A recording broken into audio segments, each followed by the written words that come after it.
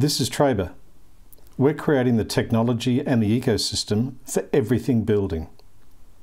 We're creating a market network which boasts a marketplace and a mobile-first, cloud-based suite of project control tools for builders, consumers, trades, suppliers, for everybody. All on the smartphone, all remote, all mobile, all for building. This is Trabr, and this is a building conversation. Tony Huxley here from Trabr Limited. I'm joined today by Gareth Evans, the owner of BMC Blue Chip BC Blue Chip Maintenance and Construction. Yeah.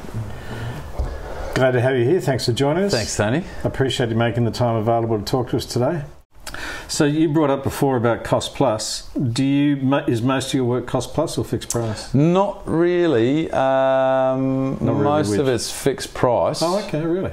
I would say fixed price, especially since COVID. Even with renovations? This renovations is basically fixed price with variations, obviously. Yes, sure. And locking that down, I think, was very important for the client because the trust thing and the that whole stigma to tradies, I guess, that we were talking about before. Look, if I could do cost plus on everything, great, I'd be happy as Larry. And there are a few jobs that are cost plus, don't get me wrong, but they're not big jobs. Like I said, I'd be happy with cost plus, but this latest job is locked in price, a few variations. We've got a few prime costs and provisional sums in there, which pretty much gives us a bit of flexibility for the project. But I've got a shared spreadsheet with the client. We've got all those things listed, and if they're going to buy them or I'm going to buy them, or we're just working together on how to make it work best for them and me. Basically. Goes back to that partnership thing. Yeah, it is. Before. Yeah. What do you find? I mean, in your experience, what do you find people are preferring? They prefer fixed price over cost plus? I would have thought so, because then they know what they're getting into.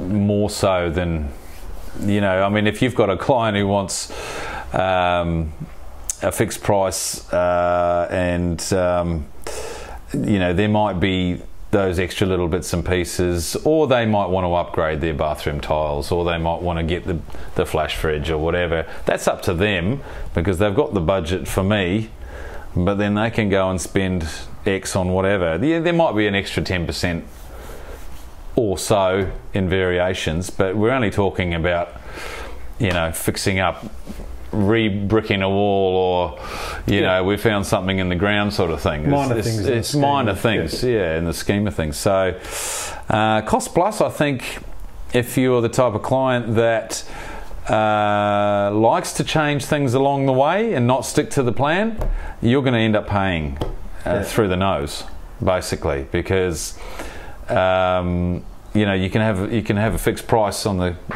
contract, but if you go cost plus and you do start changing the targets, your history. You pay for it. You pay for it, basically. So. But I guess that will also perhaps come into the difference comes into play also with the scale of the project and the value of the project. And maybe if I'm spending $1 million, I don't care. I just want it perfect. Exactly. I've got the vision. Yeah, that's right. I want you to bring it to life. That's right. And that's the type of client, right? Yeah. It depends on who you're working for. Yeah. And if they've got the cash, it's one thing. Fixed price is obviously a bank says, no, I need to know the number. That's right. It might be ballpark. And maybe that's just this area south of the bridge, but if you go back over the bridge, then maybe it's a completely different story, I think it's in any given street, there's different circumstances. Totally. I mean, in terms of the clients, there's also different clients. Like there are the retirees who are trying to set up their house ready for for a very old age. There's a lot of that around. They might be putting ramps and lifts and all sorts of things. There's a lot of that going on. And then there's the people who want the cheap renovation, and the young guys who the young couples who are just trying to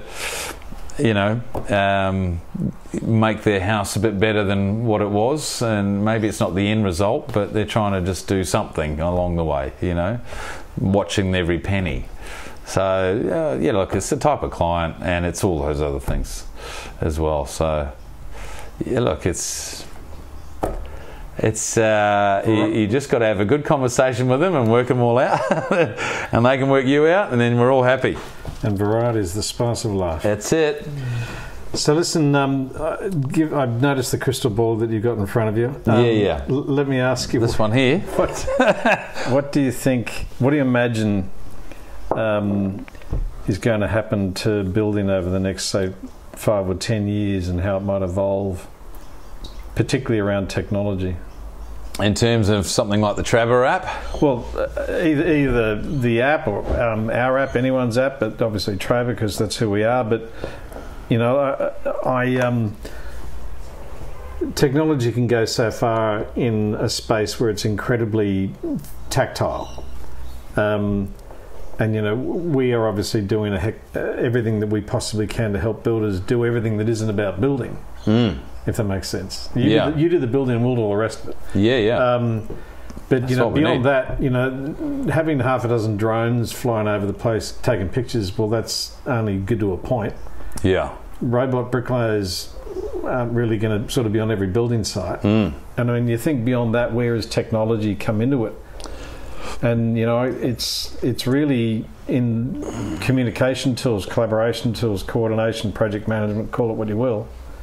Where else can there be any changes, any development? Because if you think of them, we'll probably try and do them. So I'm interested. Look, I've years ago was using the Invoice to Go app for years as just a single little carpentry guy who was happy to use that, and that was working great for me. That was feeding into MyOb or whatever it was. I've moved on from that. I've tried another one. I just keep trying these different ones, and now I've come over to Trabr. I was looking at the Procores and what's the other one you mentioned? The Builder Trend. Yeah, that's right. So I've been looking at all those, but I mean, I guess you pay a pretty penny for some of those apps that have all the bells and whistles, and they have the quoting design bits and pieces. You can draw everything up. They have everything you could possibly want, but that's a lot of money for a small builder doing little renovations here and there. So for me, I guess as a builder, what I need is communication to my staff on site. As part of every DA and CC and everything on site, you need to have access on site to the DA, the CC conditions.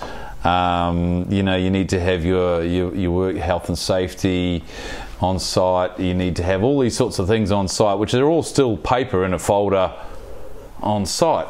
If I could have all that on a phone that any of the boys could access at any time, I think that would be a good move.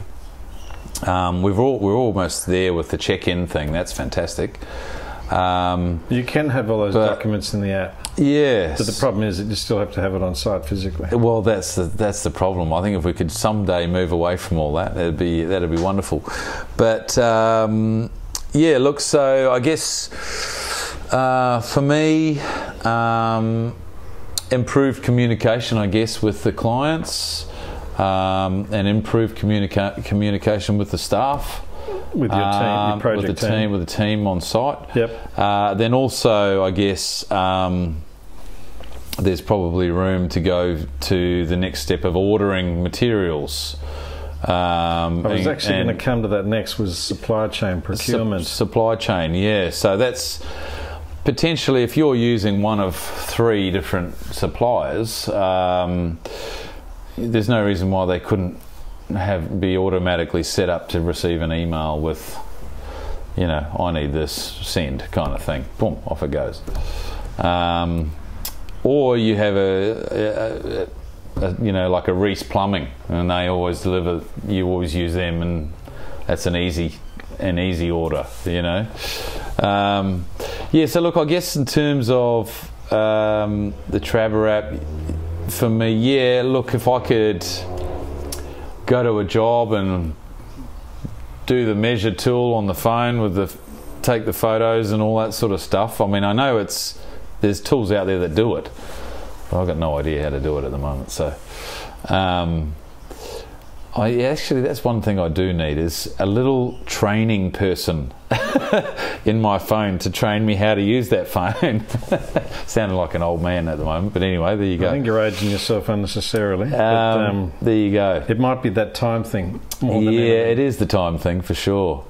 So look, yeah, look, accounting integration, quoting, invoicing, all the bits and pieces, the paperwork that needs to go to your BAS returns, for example, to your accountant, to all of these different things in the back end. Then there's the ordering, then there's the programming of the jobs, then there's the quoting, you know, all these things. I'm sounding like a broken record, but no, it's all fundamental stuff that people need. There's a lot of stuff that we can be doing, but I think, you know, there's only so much you want to be doing on your phone. For me, I'd rather be sitting at a computer.